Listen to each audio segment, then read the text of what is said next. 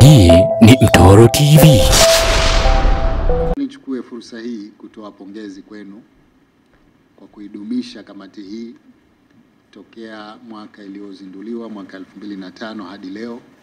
Kama tulivyoambiwa hapa, imefanya kazi kubwa ya kuhamasisha amani, imefanya kazi kubwa ya utatuzi wa migogoro, na kwa kweli ni jambo la msingi sana kuendelea kuwa na kamati kama hii ambayo mustakabali wa nchi yoyote ile ni uwepo wa amani.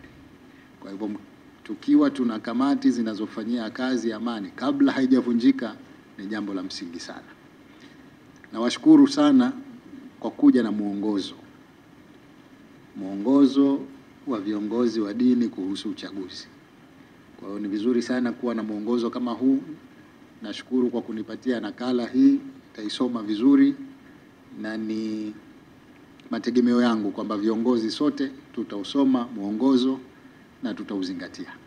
Manabii yaliotangulia, Nabii Isa, Nabii Zakaria, Nabii Yahya, kwamba walikuwa wanaomba amani, wanataka amani siku ya kuzaliwa, amani siku ya kufa, na amani siku ya kufuliwa. Na mimi naongeza kwamba kamati hii vipindi vitatu, na si kama alivyotaka nabii, na sisi vipindi vitatu hivi vile vile.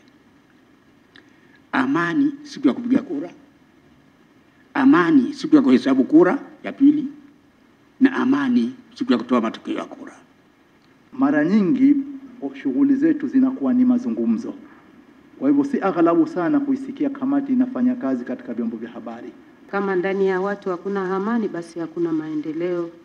Tungetamani kwamba watu wawe na amani kutoka ndani ili waielezee nje, alafu na basi tuwe na maendeleo, kwa sababu kutakuwa na ushiriki mkubwa katika kazi za kimaendeleo. Kama ni chombo cha kidini kinachohitaji ni amani na utulivu. Kwa mpaka leo imetufikia sisi, na sisi tumepokea kutoka kwa wale waliotangulia, tunaendeleza jambo hili.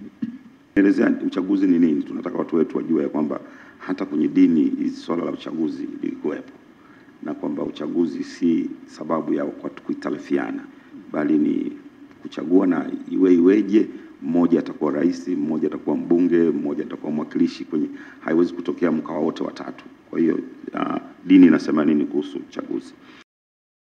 Hii ni Mtoro TV.